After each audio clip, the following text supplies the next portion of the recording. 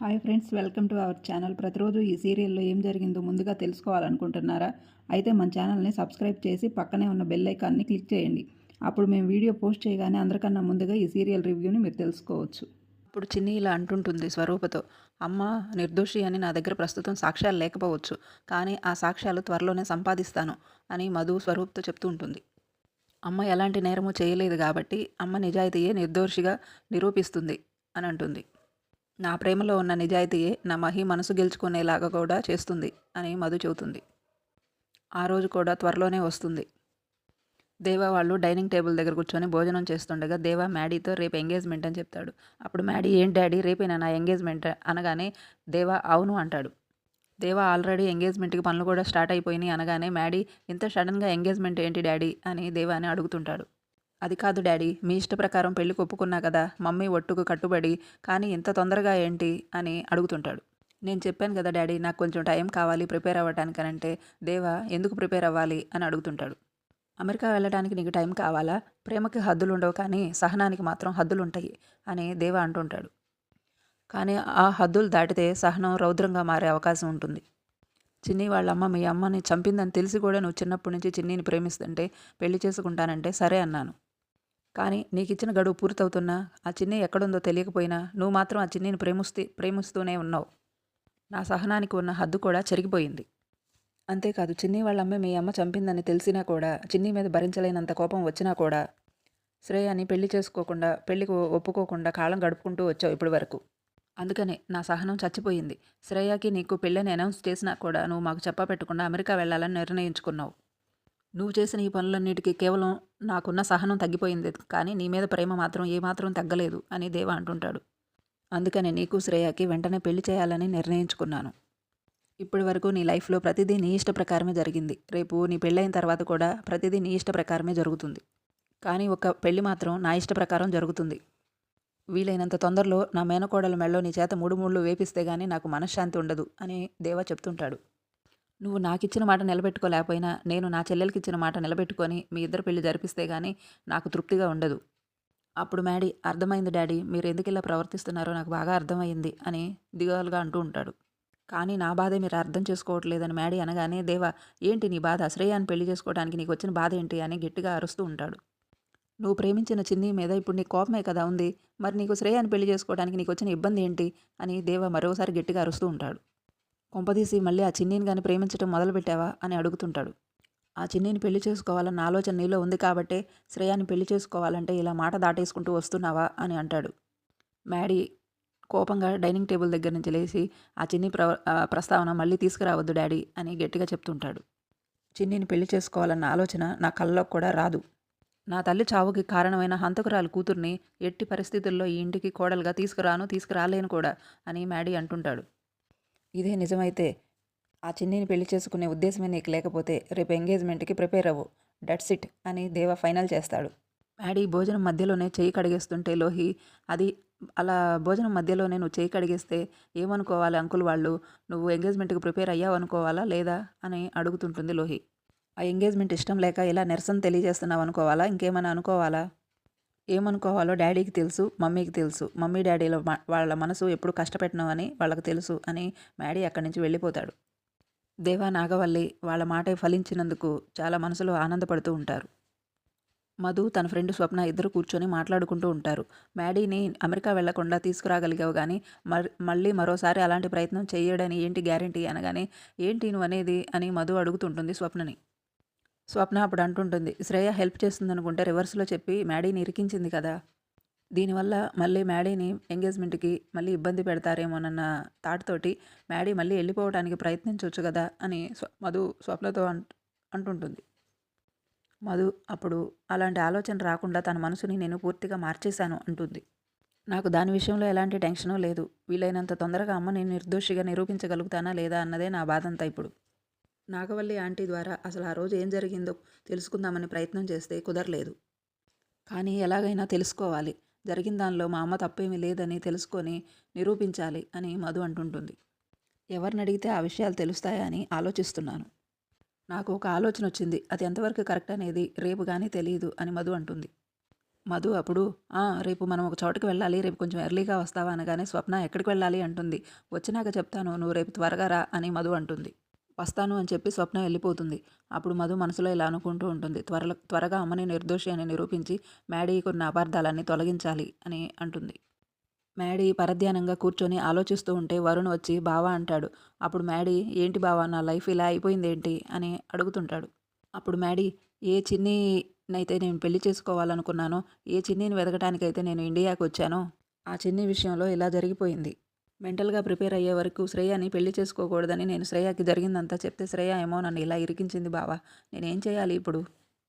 Daddy వాళ్ళు చూస్తే అలా ప్రవర్తిస్తున్నారు. నాకు కొంచెం ప్రిపేర్ అవ్వడానికి టైం ఇవ్వకుండా రేపే ఎంగేజ్మెంట్ ఫిక్స్ చేశారు. ఏం చేయాలో నాకు అర్థం కావట్లేదని మ్యాడీ అనగానే వరుణ్ బాధపడకు బావా, పరిస్థితి చేయి దాటిపోయింది అని చెప్తుంటాడు. ఇక మనం ఏం చేయలేము, కానీ నువ్వు ఫారెన్ అని బయలుదేరి వెళ్ళిపోయావు కదా, నువ్వు వెనక్కి తిరిగి రాకుండా ఉంటే బాగుండేదేమో అని మ్యాడీని అడుగుతుంటాడు వరుణ్. అప్పుడు నీకు అప్పుడు ప్రిపేర్ అవ్వడానికి కొంచెం టైం దొరికేది కదా అనగానే మ్యాడీ శ్రేయ ఇలా చేస్తుందని నేను మధు అనుకోలేదు బావా అని అంటుంటాడు. ఇదంతా ఒక దగ్గర నుంచొని లోహి శ్రేయ ఇద్దరు వింటూ ఉంటారు. అప్పుడు మ్యాడీ ఈ జరిగిందంతా మధుకు ఒకసారి ఫోన్ చేసి చెప్దాము అని అంటుంటాడు. అప్పుడు శ్రేయ ఆ మధు ఎంగేజ్మెంట్కి వస్తే ఏదో రకంగా చెడగొడుతుందేమో అని లోహితో అంటూ ఉంటుంది. అది రాకుండా నేను చేస్తాను కదా అని లోహి శ్రేయాని తీసుకొని మ్యాడీ వాళ్ళ దగ్గరకు వస్తారు.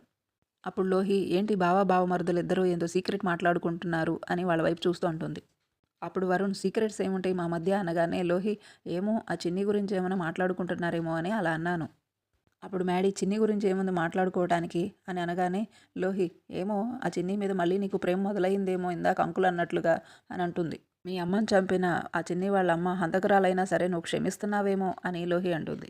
వాళ్ళిద్దరిని క్షమించి ఆ చిన్నీని పెళ్లి చేసుకుందామని నువ్వు నిర్ణయించుకున్నావేమో అని అంటుంది. రేపటి నుంచి చిన్నీని వెతికి ఆ చిన్ని దొరకగానే డైరెక్ట్గా రిజిస్టర్ ఆఫీస్కి తీసుకువెళ్ళి పెళ్లి చేసుకొని అటు నుంచి ఇటు ఇంటికి తీసుకొని వస్తావేమో డైరెక్ట్గా, ఏమో ఎవరికి తెలుసు అని లోహి అంటుంది.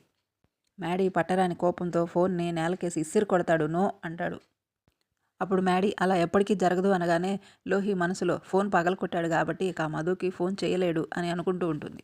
చిన్ని వాళ్ళ అమ్మను క్షమించడం కానీ, చిన్నీని ప్రేమించడం కానీ, ఆ చిన్నీని పెళ్లి చేసుకోవడం కానీ ఈ జన్మలో జరగదు అని మ్యాడీ చాలా కోపంగా చెప్తాడు. దేవ పార్వతి ఫోటో చూస్తూ కోపంగా నువ్వు అసలు మనిషివేనా అని అడుగుతుంటాడు. చచ్చిందా నువ్వు చచ్చినట్టు ఉండకుండా నన్ను క్షణక్షణం ఎందుకే చంపుతున్నావు అని కోపంగా అంటుంటాడు. ఆ రోజు నువ్వు నా మాట విని ఆస్తి మొత్తం నా పేరు రాసుంటే ఈరోజు నువ్వు బతికి చచ్చుండేదానివి కదా అని అంటుంటాడు. ఆ రోజు నువ్వు నా మాట వినకపోవడం వల్లే ఈ రోజు వరకు నేను రకరకాల ప్రాబ్లమ్స్ ఫేస్ చేయాల్సి వస్తుంది. నిన్ను చంపింది నేనేనన్న నిజం బయటికి రాకుండా ఆ నేరం కావేరి మీద రుద్ది జైలుకు పంపించాను. కానీ అది జైల్లోనే చస్తుందనుకున్నాను. అది బయటికి వచ్చి నన్ను రోజు చంపుకు తింటుంది. దాని కూతుర్ని లేపేద్దామనుకుంటే దాన్ని లేపేయగలిగాను కానీ దాని కూతురు మాత్రం మిస్ అయిపోయింది. ఇప్పుడు ఆ చిన్ని ఎక్కడుందో తెలియట్లా, కానీ ఆ చిన్ని కోసం నేను వెతికిస్తున్నాను. ఆ చిన్ని దొరకగానే దాన్ని బ్రతకనివ్వను అని అంటుంటాడు. కానీ నీ కొడుకు ఈలోపే బాంబు లాంటి వార్త పేల్చాడు. ఆ చిన్నీని ప్రేమిస్తున్నానని, ఆ చిన్నీని పెళ్లి చేసుకుంటానని చాలా కోపంగా ఫోటో చూస్తూ మాట్లాడుతూ ఉంటాడు. వాడు నాకన్నా ఎక్కువగా ఆ చిన్ని గురించి ఆలోచిస్తూ ఆ చిన్నీని వెతికాడు. కానీ వాడికి ఆ చిన్ని కానీ దొరికితే ఆ చిన్ని మీద నేను ద్వేషం కలిగేలా చేశాను. అందుకనే అది కనపడితే నేనే వాళ్ళ అమ్మని చంపానని ఎక్కడ చెప్పిద్దోనని భయంతో రోజు గడుపుతూ బ్రతుకుతున్నాను. వాడిని అందుకే తొందరగా బలవంత పెట్టి శ్రేయాకిచ్చి పెళ్లి చేయాలని చూస్తున్నాను. అలా అని చిన్నీని ఎట్టి పరిస్థితుల్లో వదిలిపెట్టేదే లేదు. నేనే నిన్ను చంపాను అన్న విషయం చిన్ని మ్యాడీకి చెప్తే మ్యాడీ నాకు దూరం అయిపోతాడు. అది తెలిసి నాగవల్లి ఎలా రియాక్ట్ అవుతుందో తెలీదు. అందుకే వీలైనంత తొందరలో ఆ చిన్ని ఎక్కడుందో తెలుసుకొని ఆ చిన్నీని దాని బాబుని ఆ నిజాన్ని నేనే సమాధి చేసేస్తాను. సమాధి చేసేయకపోతే అప్పటి వరకు నాకు మనశ్శాంతి ఉండదు అని తనలో తానే రగిలిపోతూ ఉంటాడు. మధు స్వప్న కలిసి బయట టీ కొట్టు దగ్గర హాఫ్ టికెట్ కోసం ఎదురు చూస్తూ ఉంటాడు. అప్పుడే హాఫ్ టికెట్ వచ్చి సారీ అమ్మ కొంచెం లేట్ అయ్యింది అనగానే మధు పర్లేదులే హాఫ్ టికెట్ అంటుంది. ఏంటమ్మా నాతో ఏదో మాట్లాడాలన్నావు అని హాఫ్ టికెట్ అడగగానే మధు అమ్మ గురించి అని అనగానే ఆ మాట విని హాఫ్ టికెట్ షాక్ అవుతాడు. అమ్మ మీద పడ్డ నింద గురించి నేను మాట్లాడాలి. అప్పుడు హాఫ్ టికెట్ స్వప్న వైపు చూస్తుంటే మధు తను నా క్లోజ్ ఫ్రెండ్, అమ్మ గురించి తనకు అంతా తెలుసు అనగానే స్వప్న నాకు ఆంటీ గురించి అంతా చెప్పింది మధు అని అంటుంది స్వప్న. ఇప్పుడు నేనున్న పరిస్థితుల్లో నాకు కొంచెం ధైర్యం చెప్పి ఓరట్నిచ్చే ఫ్రెండ్ ఎవరైనా ఉన్నారు అంటే అది తనే హాఫ్ టికెట్ అని అంటూ ఉంటుంది. అమ్మని దోషం చేసిన ఆ కేసు ఆధారాలు బయటపడితే కానీ మనము ఏమీ చేయలేము అమ్మ విషయంలో అని హాఫ్ టికెట్తో అంటూ ఉంటుంది. హైదరాబాద్ జైల్లో పనిచేస్తున్న సెంట్రీ ఈ ఊరు జైల్లో సెంట్రీగా పనిచేస్తున్నారని తెలిసి వెళ్ళి కలిశాను అని హాఫ్ టికెట్తో అంటుంది. హాఫ్ టికెట్ వివరాలు ఏమన్నా చెప్పిందా అమ్మ అనగానే ఆ వివరాలన్నీ ఆ జైలు సూపరింటెండెంట్ గారికి తెలుస్తాయంట అని ఆవిడ చెప్పింది అంటుంది. ఆవిడేమో ప్రస్తుతం ఇప్పుడు ఫారెన్లో ఉన్నారు, ఆవిడ వచ్చాక కనుక్కుందామని మాత్రమే ఆంటీ నాతో చెప్పింది. మా మామయ్య వాళ్ళ ఇంటికెళ్ళి అత్తయ్యతో ఏదైనా మాట్లాడితే ఏమన్నా వివరాలు తెలుస్తాయని అన్ని ప్రయత్నాలు చేస్తున్నాను అని హాఫ్ టికెట్తో అంటుంది. అయినా కూడా ఏమీ తెలియలేదు. కానీ ఆ కేసు గురించి పూర్తిగా వివరాలు తెలిసిన వాళ్ళు ఇద్దరున్నారు. ఆ కేసు గురించి తెలిసిన వారు ఇద్దరున్నారు. ఒకటి నాన్న అయితే రెండోది ఆ దేవేంద్ర వర్మ అనగానే హాఫ్ టికెట్ షాకింగ్గా చూస్తూ ఉంటాడు. నాన్న ఎక్కడున్నాడో తెలియదు కాబట్టి ఆయన్ని అడిగి తెలుసుకోలేము. అందుకని ఆ దేవేంద్ర వర్మ అంకుల్ని కలిసి అప్పుడు అసలు ఏం జరిగిందో తెలుసుకుందాం అనుకుంటున్నాను. చిన్ని వెళ్ళి ఆ దేవాని వివరాలు అడగగానే అప్పుడు ఆ దేవా ఈ వివరాలన్నీ నీకెందుకమ్మా అని అడిగాడనుకో దేవా, అప్పుడు చిన్నిని నేనేనని చిన్ని చెప్పేస్తే వామ్మో పొరపాటున చెప్పినా కూడా ఈ నిజం బయటకు వస్తే చాలా ప్రమాదం అని హాఫ్ టికెట్ మనసులో అనుకుంటూ ఉంటాడు. అంతేకాదు ఆ దేవాగాడు ఎట్టి పరిస్థితుల్లో చిన్నిని బ్రతకనివ్వడు, అందుకని చిన్నిని అక్కడికి వెళ్లకుండా ఆపాలి అని మనసులో అనుకుంటూ ఉంటాడు హాఫ్ టికెట్. ఏంటి హాఫ్ టికెట్ ఏం మాట్లాడవో, వెళ్ళి కలిసి ఆ దేవా అంకుల్ని అడగమంటావా వివరాలు అని అంటుంది. వద్దమ్మా, నువ్వు ఆయన దగ్గరికి వెళ్ళొద్దు, ఆ కేసుకు సంబంధించిన వివరాలు ఆయన ఏమీ అడగొద్దు అని హాఫ్ టికెట్ అంటాడు. ఎందుకు వెళ్ళొద్దు అంటున్నావు, ఆ కేసు గురించి పూర్తి వివరాలు ఆయనకు తెలుసు కదా, మరి నువ్వు ఆయన దగ్గరికి ఎందుకు వెళ్ళొద్దు అంటున్నావు అనగానే హాఫ్ టికెట్ చెప్పడమ్మా, ఆయన ఏ వివరాలు చెప్పడు అని అంటాడు. తన భార్య ప్రస్తావన వస్తే చాలు ఆయన చాలా ఆవేశపడిపోతుంటాడు. అంతేకాదు వాళ్ళందరూ పార్వతిని మీ అమ్మే చంపిందన్న భ్రమలో ఉన్నారు. అలాంటప్పుడు మీ అమ్మ గురించి మంచిగా నీకెందుకు చెప్తారమ్మా వాళ్ళు ఏదైతే నమ్మారో దాన్నే నీకు చెప్తారు అనగానే మధు దేవా అంకుల్ని కలిస్తే నాకెందుకో ప్రాబ్లం సాల్వ్ అవుతుంది అని మధు చెప్తూ ఉంటుంది. లేదమ్మా, ప్రాబ్లం ఇంకా పెరుగుతుంది అంతేగాని తరగదు. నువ్వెందుకు ఆ కేసు గురించి వివరాలు అడుగుతున్నావని ఆయనకు అనుమానం వచ్చిందనుకో, నువ్వే చిన్నివి అన్న అనుమానం కూడా ఆయనకు వస్తుంది. ఆ విషయం తెలుసుకున్న దేవా మ్యాడీకి చెప్తే మ్యాడీ కూడా నీకు దూరం కావచ్చు. లేదు హాఫ్ టికెట్, నేనే చిన్నీని అన్న అనుమానం అంకుల్కి రాకుండా వివరాలు అడుగుతాను కదా అంటుంది మధు. పోనీ ఆయన అడిగితే వివరాలు తెలుస్తాయి అంటున్నావు కాబట్టి ఇప్పుడు అడగకుండా ముందు బాలరాజు అన్నను వెతికి ఆ తర్వాత బాలరాజు అన్న దొరికినాక అప్పుడు వెళ్ళి ఆయన వివరాలు అడుగుతూ కానిలేమ్మా అని హాఫ్ టికెట్ ఏదో ఒకటి సర్ది చెప్దాం అన్నట్టుగా చెప్తూ ఉంటాడు. రేపు దేవేంద్ర వర్మకి నువ్వు నిజం చెప్పడం వల్ల ఏదైనా ప్రాబ్లం వస్తే బాలరాజు అన్న నన్ను తిడతాడమ్మా అంటాడు. నువ్వెందుకు పంపించావురా చిన్నీని అక్కడికని అన్న నన్ను అరుస్తాడమ్మా. నా మాట విని మీ నాన్న వచ్చేంత వరకు ఆగమ్మా. అలాగే హాఫ్ టికెట్ నువ్వు చెప్పినట్టే చేస్తాను అనగానే సరేనమ్మా జాగ్రత్త, ఇక నేను వెళ్తాను అని హాఫ్ టికెట్ అక్కడి నుంచి వెళ్తాడు. అప్పుడు స్వప్న హాఫ్ టికెట్ వద్దన్నాడు కదా, ఇప్పుడు అయినా కూడా వెళ్ళి నువ్వు దేవా అంకుల్తో మాట్లాడతావా అనగానే వెళతాను, నాకెందుకో వెళ్ళి మాట్లాడితేనే మంచిది అని అనిపిస్తుందని మధు చెప్తూ ఉంటుంది.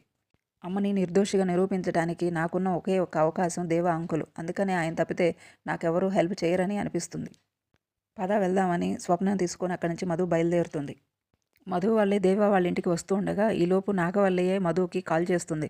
అది చూసిన స్వప్న నాగవల్లియే కాల్ చేస్తుందని మధుకు చెప్తుంది. ఇదేంటి నాగవల్లి అంటే నాకు కాల్ చేస్తుందని మధు కాల్ లిఫ్ట్ చేస్తుంది. అప్పుడు నాగవల్లి హలో మధు, ఇంటి దగ్గరే ఉన్నావా అనగానే అప్పుడు మధు లేదా ఆంటీ, నా ఫ్రెండ్తో కలిసి నేను బయటకు వచ్చాను అంటుంది. ఓహో, అంటే బిజీగా ఉన్నావు అనమాట. సరే, నువ్వు అంత బిజీగా ఉన్నా కూడా ఆ పనంతా పక్కన పెట్టేసి నువ్వు ఒకసారి మా ఇంటికి రావాలి అని నాగవల్లి మధుతో చెప్తుంటుంది. రాకపోతే జీవితంలో ఒక అద్భుతాన్ని చూడటం నువ్వు మిస్ అయిపోతావు అని అంటుంది. పక్కనే నీ ఫ్రెండ్ కూడా ఉందనుకుంటా.